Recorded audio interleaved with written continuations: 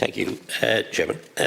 Myself and my colleagues in the Rural Independent Group have been extremely vocal on the cost of energy and skyrocketing costs and fuel for farmers, parents, hauliers, employers. In fact, it affects every single person in this country. I'm again taking this opportunity to call for an abolition of the carbon tax, and I'm also asking Sinn Féin, will they now join the Rural Independent Group and call for the abolition of this punitive and out-of-touch carbon tax? I suggest that at the very least Ireland should now hold a referendum on the carbon tax. Give the people a say, debate all of the issues.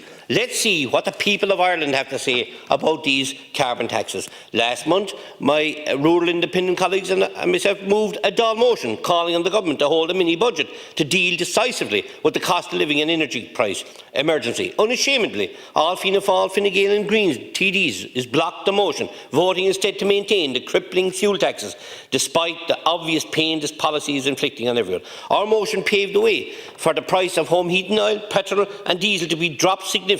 Instead, government TDs are allowing it to climb to over €2 per litre to stay in office and rake in around €1.15 per litre in taxes for the government.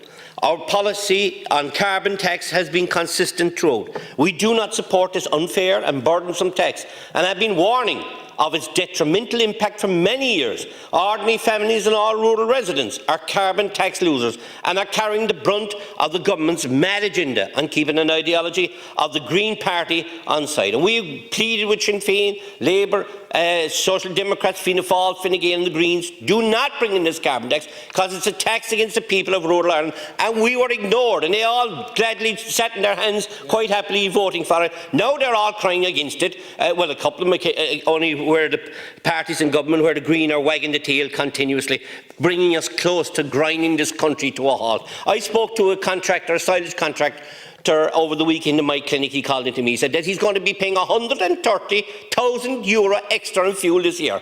An astonishing increase, Minister. And you're lying idly by when you have a minister today going around like a fool, Minister McConnell, telling people he'll give him a few quid there for sowing a bit of seed. Codding the farmers of Ireland. They're not fools at all anymore, you know.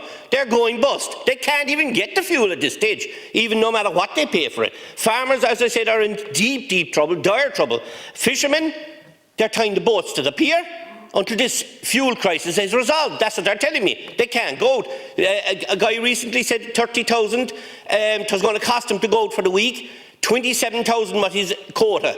It was pointless in him going out. He tied the boat to the pier. You mightn't be interested, Minister, but you soon will, because the people, the public are out there and they're really outraged to carry on here. The cost of home heating oil, the 20% off the public transport that you announced in your mini-budget, or whatever you want to call it, some kind of a joke, that sorted out the people in the Dart, the Lewis and the train. But the people, the private contractors of rural Ireland will not get it. So the young people of rural Ireland will not get that decrease. The €200 off the ESB bill, sure, that's a farcical situation to give people. Because you're laughing into their face. The people are struggling and you're not willing to make your move. You're continuously giving drip feeding little small advantages that are going nowhere. The soaring costs of food, heating, fuel and housing is causing social inequality and real hardship. It is pushing people into poverty, Minister. Thank you, Deputy Collins. Now